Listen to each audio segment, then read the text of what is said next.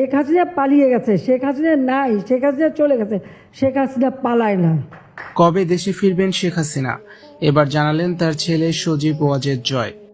গণবিক্ষোভের মুখে পালিয়ে যাওয়া সাবেক প্রধানমন্ত্রী শেখ হাসিনা আবারও দেশে ফিরবেন বলে জানিয়েছেন তার ছেলে সজীব ওয়াজেদ জয়।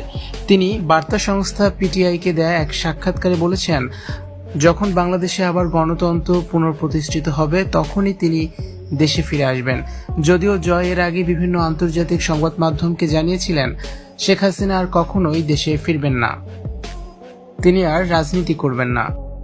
৭৬ বছর বয়সী শেখ হাসিনা বাংলাদেশে অবসরপ্রাপ্ত নাকি সক্রিয় রাজনীতিবিদ হিসেবে ফিরবেন সেটি স্পষ্ট করেননি তিনি।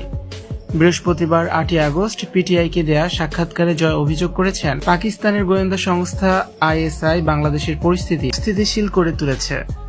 এছাড়া শেখ হাসিনাকে আশ্রয় দেয় ভারত সরকার ও প্রধানমন্ত্রী নরেন্দ্র মোদীকে ধন্যবাদ জানিয়েছেন সজীব ওয়াজেদ জয়।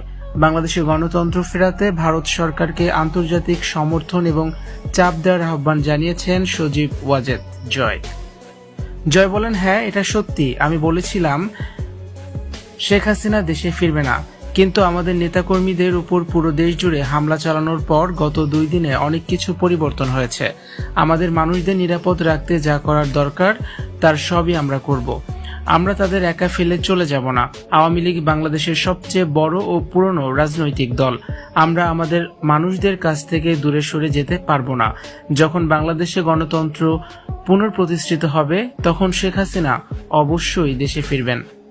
আওয়ামী লীগ ভারতের সবসময়ের বন্ধু উল্লেখ করে জয় বলেন, বাংলাদেশে থাকা আওয়ামী লীগ নেতাদের সুরক্ষা নিশ্চিতে যেন ভারত চাপ দেয়। এছাড়া নির্বাচনের তারিখ ঘোষণা করে, এতে আওয়ামী লীগকে অংশগ্রহণ করতে দেওয়ার দাবিও জানিয়েছেন হাসিনা পুত্র জয়। তিনি বলেছেন, আওয়ামী লীগকে বাংলাদেশ থেকে বাদ দেওয়া যাবে না। ডক্টর ইউনূসের ব্যক্তিগত মত যাই হোক, তিনি সামনে এগিয়ে যাওয়া এবং পুরনো ভুলগুলো যেন ফিরে না আসে সেই কথা বলেছেন। আমি আশা করি তিনি তার কথা রাখবেন।